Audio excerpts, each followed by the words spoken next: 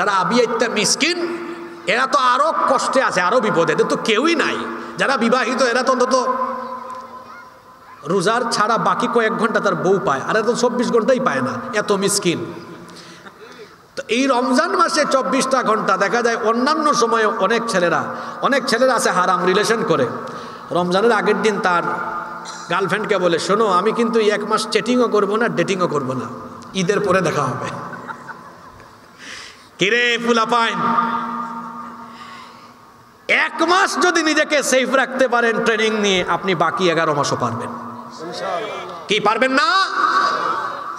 রমজান এসেছে মানুষকে পরিবর্তন করার জন্য। এই যে রমজান মাসে অনেক মানুষ পরিবর্তন হয়, অনেকে দেখে হাসে, কয় দেখ নতুন নামাজি। অনেক মানুষ আছে গোটা বছর নামাজে আসে না, কিন্তু রমজানে আসে। হাসাহাসি করবেন না, রমজানে কারো পরিবর্তন দেখে হাসাহাসি করবেন না, কারণ রমজান এসেছেই মানুষকে পরিবর্তন করার জন্য। হাসাহাসি করবেন না, দাওয়াত দেন, ভাই এই যে পরিবর্তন হয়েছেন এটা ধরে রাখেন। রমজান মাসে তাকওয়ার চর্চাটা আছে কোন জায়গায় দেখেন আপনি। রমজান মাসে রোজা রেখেছে, ঘুষখুরো বলে, এই শোনো হাদিয়া নিয়ে এখন আসিও না, ইফতারের পরে আইসো। এই যে রোজা রেখে খাইলো না, ঘুষটা খাইলো না। এমনকি সুদখোর, তার কাছে কেউ দিনের বেলা যদি সুদের টাকা নিয়েও আসে, কয় তুমি ভুল টাইমে আসছো, ফিরে যাও, ইফতারের পরে আসিও। এই যে রমজান মাসে রোজা রেখে পাপ থেকে সে বিরত থাকছে, এভাবে শুধু রোজার টাইমেই, রোজা রাখা অবস্থায় পাপ থেকে বিরত থাকবেন, বিষয়টা এমন নয়। এখান থেকে ট্রেনিং নিয়ে মৃত্যুর আগ পর্যন্ত এভাবে আল্লাহকে ভয় করে জীবন পরিচালনা করবেন, এই শিক্ষাটা রোজার মাধ্যমে দিয়েছেন কে? আল্লাহ। তাইলে 1 নাম্বার হাদিয়া সিয়াম আল্লাহ কেন দিয়েছেন? যাতে তাকওয়ার চর্চা করে আমরা ভালো মানুষ হতে পারি। পৃথিবীতে যে জিনিসটার সবচেয়ে বেশি অভাব, সেই জিনিসটার নাম হলো তাকওয়া। সেই জিনিসটার নাম কি? এই তাকওয়া যদি মানুষের অন্তরে থাকে, এরে পিটাইয়াও আপনি খারাপ কাজ করাইতে পারবেন। 2 নম্বর পয়েন্ট, একটু বেশি সময়, মানে 8-9 মিনিট কথা বলবো। আরেকটা হাদিয়া আল্লাহ দিয়েছেন, এটার নাম হলো কোরআন। জোরে বলেন, এটার নাম কি? এই কোরআন আল্লাহ কেন দিয়েছেন? আমরা শুধু তিলাওয়াত করব, তারাবির নামাজে খতম করবো, আর কোরআন পড়ে একটু ঝাড়ফুঁক মারবো, তাবিজ লিখবো, এই জন্য কি আল্লাহ কোরআন দিয়েছেন? কেন দিয়েছেন? যাতে করে এই কোরআন দিয়ে আমার ব্যক্তি জীবন, পরিবার, সমাজ এবং রাষ্ট্র পর্যন্ত এই কোরআন দিয়ে আমি পরিচালনা করি। এই জন্য এই কিতাব দিয়েছেন কে? আল্লাহর নবীর জিন্দেগি হলো 63 বছর। জুড়ে বলেন তো কত বছর? এই 63 বছরের মধ্যে আল্লাহর নবীর জীবনটা 2 ভাগে বিভক্ত, আল হায়াতুল মাক্কিয়াহ ওয়াল হায়াতুল মাদানিয়াহ। মাক্কি জীবন আর মাদানী জীবন। মাক্কি জীবন আবার 2 প্রকার, নবুয়তের আগের 40 বছরের মাক্কি জীবন, আর নবুয়ত পাওয়ার পরে আরো 13 বছর। 40 আর 13 হইল কত? 53। আর বাদবাকি 10 বছর মাদানী জীবন। আমাকে আপনারা বলেন তো, নবীজি কাফিরদের চোখের সামনে বড় হয়েছেন, তাদের সামনে শৈশব, কৈশোর, যৌবন গেল। 40 বছর পর্যন্ত নবীজিকে কি কাফেররা কোনো গালিগালাজ করেছে? করে নাই। যখন 40-এ কোরআন এসেছে, কোরআনের দাওয়াত শুরু করেছেন, এরপরে 13টা বছর গালিগালাজ, জুলুম, নির্যাতন, রক্ত আর শাহাদাত নবী এবং সাহাবীদের ইতিহাসে আছে না নাই? জোরে বলতে হবে, আছে না নাই? এই 13টা বছর রক্ত, ত্যাগ, তিতিক্ষা, শাহাদাতের নজরানা, এগুলোর মাধ্যমে আল্লাহর নবী মানুষ তৈরি করলেন। 13 বছর কোরআন দিয়ে আগে মানুষ তৈরি করলেন। এরপরে মদিনাতে যাওয়ার পরে একটি রাষ্ট্র হিসাবে মদিনার গোড়াপত্তন করে ওফাতের আগ পর্যন্ত তিনি কোরআনের আলোয় তৈরি করা আলোকিত মানুষদেরকে ওই রাষ্ট্রের বিভিন্ন সেক্টরে বসায়া কোরআন দিয়ে এমন একটি রাষ্ট্র পরিচালনা করে গেলেন, যা কিয়ামত পর্যন্ত পৃথিবীর মানুষের কাছে দৃষ্টান্ত হয়ে থাকবে। আল্লাহু আকবার। তাহলে দেশ পরিচালনার রীতিনীতি, আদর্শ আমার নবীর জীবনের ভেতরে আছে না নাই? জোরে বলেন, আছে না নাই? কেউ যদি বলে কোরআন দিয়ে দেশ পরিচালনার কথা বলা এটা হলো ধর্ম ব্যবসা, এই বেটার ঈমান নাই, তারে কালেমা পড়ে আবার নতুন করে মুসলমান হওয়া লাগবে। এখন আসেন, কোরআন দিয়ে রাষ্ট্র পরিচালনা করলে ওই রাষ্ট্রের ফায়দা আছে না নাই? বহুবিধ ফায়দা আছে, কিন্তু আমি তো এতগুলো ফায়দার কথা আজকে বলতে পারবো না। আমি মাত্র 2টা ফায়দার কথা বলে আপনাদেরকে নিয়ে দোয়া করব। শোনেন, মানুষকে যতই বুঝান, আমরা মানুষ তো, আমাদের স্বভাব হলো স্বার্থ আছে যেদিকে আমরা আসি সেদিকে, লাভ আছে যেদিকে আমরা আসি, কি বলেন, লাভ আছে যেদিকে আমরা কি সেদিকে নাই? তাহলে শোনেন, কোরআনের রাষ্ট্র প্রতিষ্ঠা হলে অনেক লাভ আছে, তার মধ্যে 2টা লাভের কথা আজকে বলবো। জোরে বলেন তো কয়টা?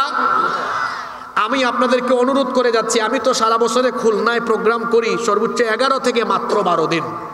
আমরা 2025-26 সালের জন্য এই খুলনা বিভাগের জন্য মাত্র 11 থেকে 12টা প্রোগ্রাম বরাদ্দ করেছি। তার তো সারা বছর তার আসার টাইম নাই। আমি অনুরোধ করে যাব, আমার বলা এই কথাগুলো আপনারা জনসাধারণের মাঝে ছড়িয়ে দিবেন, পারবেন তো ইনশাল্লাহ? এখন যে 2টা পয়েন্ট বলবো, আপনারা সচরাচর কোনো ওয়াজ মাহফিলে কিংবা মসজিদের খুতবার বক্তব্য এগুলো শুনবেন না। এগুলো সচরাচর সবাই বলে না, এগুলো নিয়ে স্টাডিও করে না, জনগণও মাথা ঘামায় না, হুজুরও মাথা ঘামায় না। এজন্য খুব মনোযোগ সহকারে শুনবেন। সবার কি মনোযোগ আছে? ঘুমটুম একটু ছাড়ায় নেই, কারণ 2টা কথা বলবোই 5-6 মিনিটে, একটু শুনে যাক সবাই। একটু তাকবীর দেন, লিল্লাহি তাকবীর, লিল্লাহি তাকবীর, লিল্লাহি তাকবীর। মনোযোগ আসছে না? কোরআনের রাষ্ট্র প্রতিষ্ঠা হলে অনেক লাভ, কিন্তু আজকে শুনবো কয়টার কথা? জোরে বলেন। 1, ওয়াজ করে লাভ নাই ভাই, আগে মানুষের পেটে খাবার দেওয়া লাগবে। পেট ঠান্ডা তো সব কিছু ঠান্ডা। কোরআনের রাষ্ট্র যদি প্রতিষ্ঠা হয়, এই দেশে খাবারের অভাবে কোনো মানুষ মারা যাবে না, দারিদ্রতা বলতে কোনো জিনিস সমাজে থাকবে না, অভাব অনটন থাকবে না। আপনি বলবেন, হুজুর আপনি কি গলাবাজি চাপাবাজি করে গেলেন? না, আমি আপনাকে বুঝাইয়া যাব কিভাবে দারিদ্রতা দূর হবে। আল্লাহ তাআলা সূরা হজের মধ্যে বলেছেন, আল্লাযীনা ইম্মাক্কান্নাহুম ফিল আরদি আকামুস সালাতা ওয়া আতাউজ যাকাতা ওয়া আমারু বিল মা'রুফি ওয়া নাহাউ আনিল মুনকার। আমি যদি মুমিনদেরকে ক্ষমতা দেই, তাহলে 1 নম্বরে তারা সালাত কায়েম করবে, 2 নম্বরে তারা যাকাত আদায় করবে। জোরে বলেন তো, কি আদায় করবে? সবাই বলেন, আবার বলেন। যাকাত শব্দটির সাথে আমরা পরিচিত, কিন্তু রসুল যে সিস্টেমের যাকাত আদায় করতে বলেছেন, আল্লাহ যে সিস্টেমের যাকাত আদায় করতে বলেছেন, এটার সাথে আমরা বেশিরভাগ মানুষ পরিচিত নই। কারণ আমাদের দেশে যাকাত মানেই মানুষ মনে করে যে ঈদের আগে যাকাতের কিছু শাড়ি লুঙ্গি আনবো কিনে। যাকাতের শাড়ি লুঙ্গি মানে কি? যেটা একবারের বেশি 2 বার পরা যায় না, এগুলো দিয়ে গরিব মানুষের সাথে তামাশা করে। যাকাতের উদ্দেশ্য গরিব মানুষকে শাড়ি লুঙ্গি বিতরণ করা নয়, যাকাতের উদ্দেশ্য গরিবী হালত দূর করে দেওয়া, চিরতরে বেকারত্ব দূর করা। এজন্য যাকাতের নামে যারা শাড়ি লুঙ্গি দেয়, এদের যাকাত আদায় হয় না। এরা যাকাতের নামে গরিবের নামে, এরা যাকাতের নামে গরিবের সাথে তামাশা করে। তাহলে যাকাত আদায়ের উদ্দেশ্যটা কি? মনোযোগ আছে? যাকাত আদায়ের উদ্দেশ্য হলো সমাজে কোনো বেকার থাকবে, কারো ঘরে অভাব থাকবে। এবার শুনেন যাকাতের সিস্টেমটা কেমন। মনে করেন এই ফুলতলা এলাকায় এই যে সমাজ কল্যাণ পরিষদ, তারা কমিটি গঠন করে এখানে আশেপাশে 2-3টা এলাকা থেকে যাদের উপর যাকাত ফরজ, তারা উত্তোলন করলো। যাকাতের টাকা উত্তোলন করে মোট তারা উঠাইছে 2 লক্ষ টাকা। মনোযোগ দিয়ে শুনেন, কত লক্ষ টাকা? এই 2 লক্ষ টাকা আপনি জন প্রতি 500 করে দিলে 400 জন গরিব মানুষকে দিতে পারবেন। কতজন? 400 জনকে 500 টাকা করে দিলে কত লক্ষ টাকা হয়? কিন্তু আপনারা বলেন তো, এই যে 2 লক্ষ টাকা জন প্রতি 500 করে বন্টন করলেন, এতে করে কি এই 400 জন মানুষের গরিবী হালত দূর হয়ে যাবে? এক বেলা খাবে, পরের বেলা আবার পেটে খোদাই থাকবে।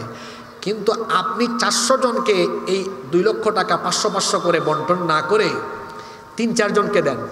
একজন বিধবা মাকে আনেন, মা আপনার পরিবার চলে না, ধরেন একটা সেলাই মেশিন কিনে দিলাম।